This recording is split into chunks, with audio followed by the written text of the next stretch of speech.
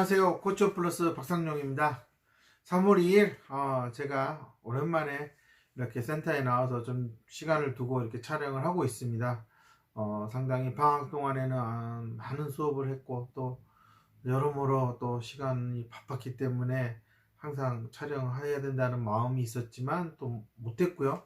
근데 이렇게 3월 2일 날 촬영을 이렇게 해야 되겠다는 마음을 딱 갖게 된 건 제가 방학 동안에 또 아이들을 지켜보면서 이 아이들이 또 새학기가 되면은 또 어떠한 어려움을 겪을 수 있겠구나 라는 생각이 좀 들어서 아마 3월이 되면 모든 치료센터가 아마 전쟁이지 않을까 싶거든요. 새로 입학한 아이들은 학교 적응에 대한 어려움이 있을 거고요. 또 새학년이 올라가면 또 선생님들이 또 개별 상담이나 이런 걸 통해서 또 여러 가지 또 문제 상황들에 대해서 언급을 할 거고, 아마 어머님들은 정말 살얼음판을 걷는 거가 아닐까라는 생각이 들어요. 그런 점에서 이제 특히 이제 학습 능력이 떨어지는 아이들, 그러니까 단순히 학습이 싫어서가 아니라, 그러니까 정상적인 지능을 갖고 있는데 학습이 싫어지고 이런 부분은 1차적으로는 부모의 양육 방식이, 부모가 이렇게 욕심내는 부분들만 조금만 조절하면 되겠죠. 왜냐하면 아이가 지금 하고 싶지 않은데 그걸 억지로 시켜서 하는 것은 결국은 그 아이의 의사와 반하기 때문에 아이가 거부하는 거고, 그래도 아이가 학습적인 능력을 유지하고 있다는 거잖아요. 근데 만약에 정상 지능 이하다, 경계선 지능에 해당하는 아이들이다, 그런 상황이라면 부모님들 입장에서는 정말 이거 빨리 이거 급한 불 꺼야지 이대로 놔뒀다가는 큰 산불이 될 것 같아요. 그러니까 어떻게든 붙잡고 시켜야 되고, 어떻게 짠하고 어떻게 빨리 변화를 시켜야 되고 지능을 올려야 된다라는 아주 급박함이 있다라는 겁니다.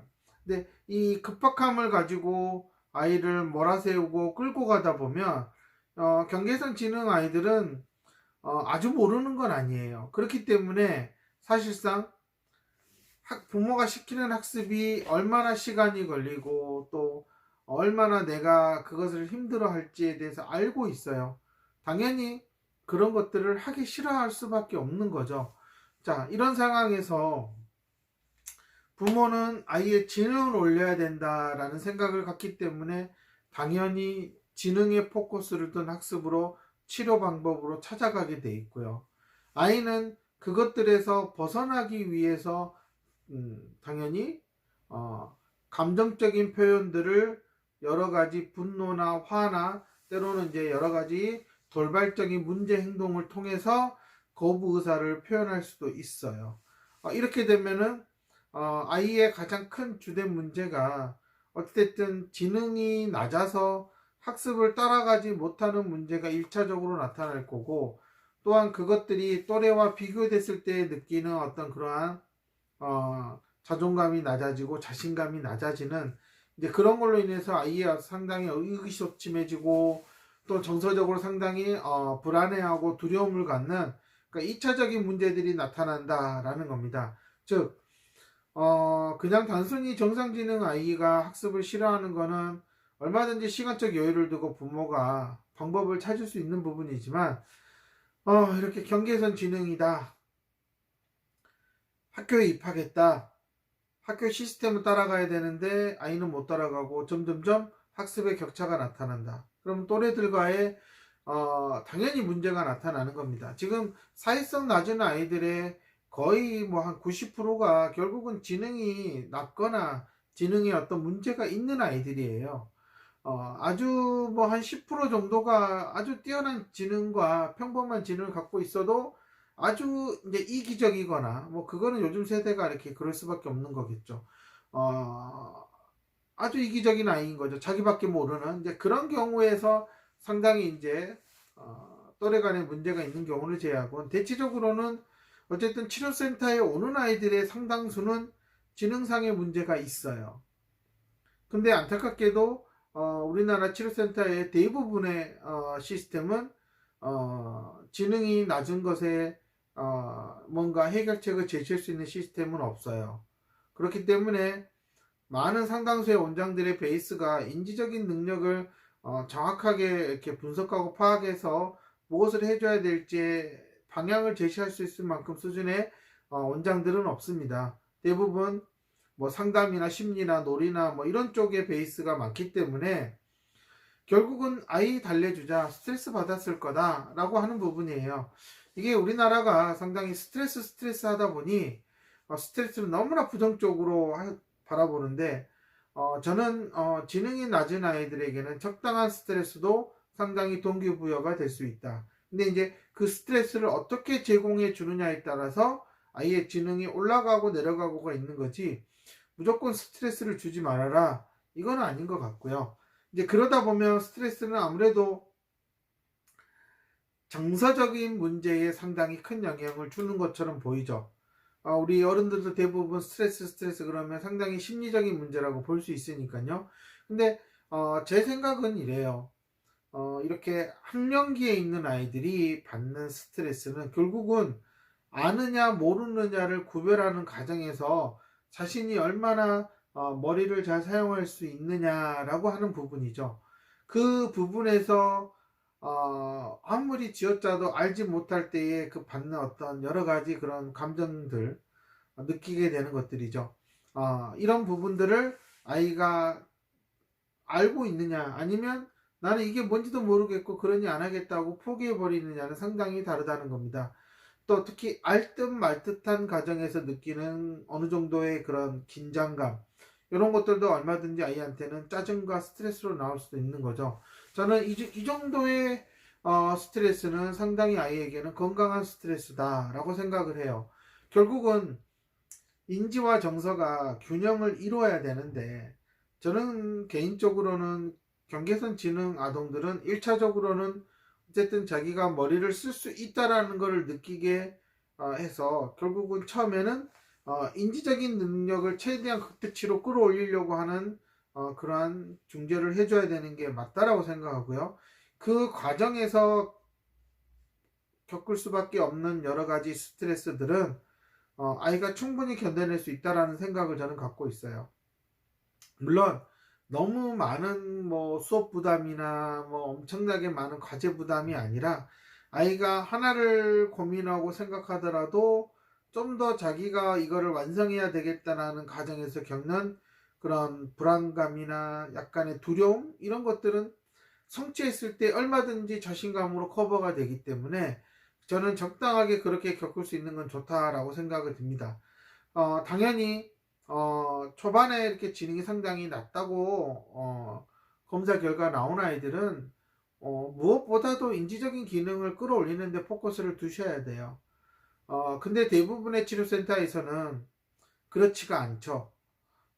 아이가 심리적으로 많이 위축돼 있다, 뭐 스트레스를 받았다, 여러 가지 뭐 이런 증상들이 나타난다, 뭐 틱이 나온다.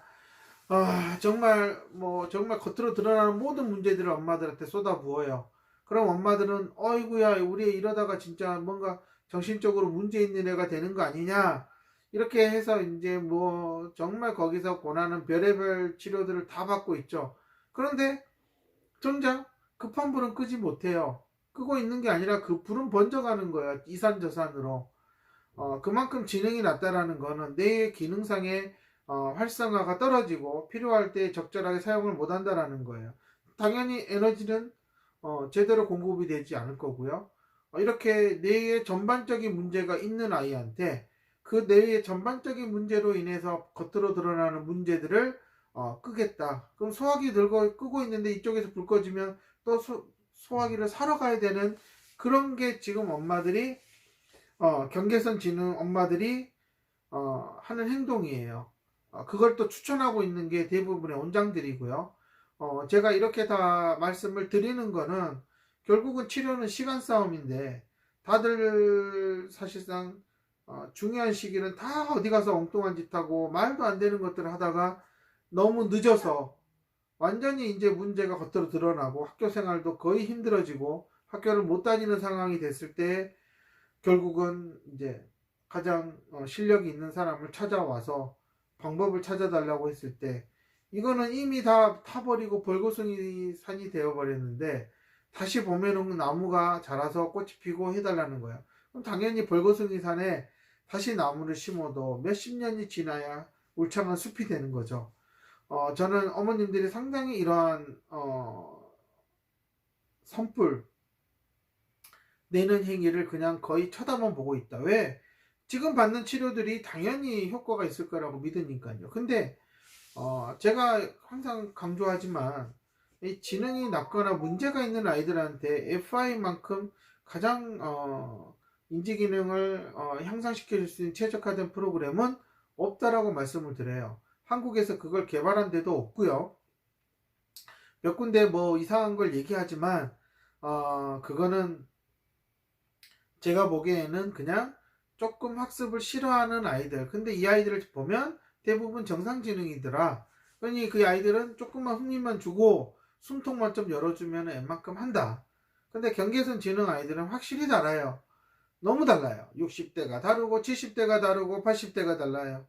80대에도 80대 초반이 다르고 80대 후반이 다르고 70대 초반이 다르고 70대 후반이 달라요.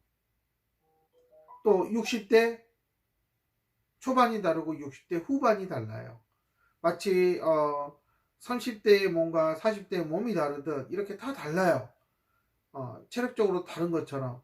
근데 그거를 다 따져가면서 이 아이의 인지적인 구조를 분석해서 할 만큼의 사람들이 있느냐. 제가 워크숍을 하고 몇 년째 수업을 하지만 그 정도의 자질을 가진 사람을 본 적이 없어요. 그래서 저는 어머님들이 추천해 달라 그러면 못 한다고 하는 거예요. 아니, 본 적이 없는데 제가 어느 정도 이 사람은 좀 할만하다라고 볼 수 있는 사람이 없어요. 예, 그러니 제가 추천을 못 해드리는 거죠. 이 인지와 정서라는 부분에서 저는 개인적으로 지능이 낮은 경계선 이하의 아이들은 어찌됐든 어렸을 때 조금이라도 어렸을 때 애착으로 지능을 올려줄 수 있는 가장 최적화된 FI가 맞다. 또 그 FI를 하면서 이 아이가 어느 정도 인지적인 기능이 좋아지면 당연히 정서적인 문제들도 조금씩 좋아지긴 해요. 하지만 또 정서적인 부분에 있어서 또 미묘한 그런 부분들은 또 잘 나타나지 않고 있기 때문에 그런 것들을 또 세세하게 또 들여다볼 수 있어야 되는데 우리나라에 과연 인지와 정서를 동시에 다 보편적으로 잘 다룰 수 있는 사람이 있을까? 그러면 당연히 여러분들은 교수를 떠올리겠지만 제가 만난 교수들 중에도 그런 분들은 본 적이 없어요. 정말 그러려면 엄청난 내공을 가지고 있어야 되고요. 어마어마한 독서량과 여러 가지 삶의 경험들이 필요한데 그냥 순탄하게 교수 생활만 해온 사람들이 과연 그것을 알까? 그럼 저는 아닌 것 같다는 생각이 들고요. 그런데 뭐 몇 분 있긴 하지만 뭐 확실하게 저도 이렇게 그분들도 가능할까 이런 얘기는 드릴 수가 없죠. 예, 이게 추천이라는 부분이 상당히 조심스러운 부분이 이 아이들은 계속 지금 성장 발달하고 있는 과정이기 때문에 어설픈 사람들 흉내내서 아이의 구조가 고정돼 버리고 딱 굳어버리면 그건 진짜 점점 고치기 어려워진다. 그렇기 때문에 제가 배우는 사람들도 있어도 그분들이 일정한 기간 동안 더 능력을 갖출 때까지는 추천하지 않는다라고 말씀을 드리는 거죠. 다시 한번 말씀드리지만 인지와 정서 부분에서 지금 대부분의 치료센터들은 상당히 정서 쪽으로 달래주기 식으로 가고 있다. 아마 이렇게 가게 되면 뭐 정말 저는 말씀드리고 싶은 거는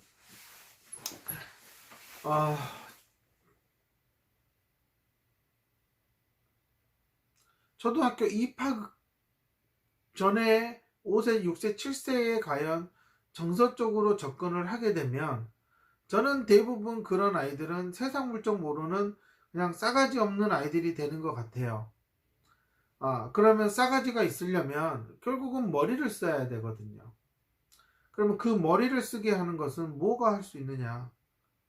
많은 어머님들이 학습을 얘기하지만 학습 이전에 내가 인간으로서 어떠한 능력들을 갖추고 있고 쓸 수 있는지를 느끼게 해주는 수업이 필요한 겁니다.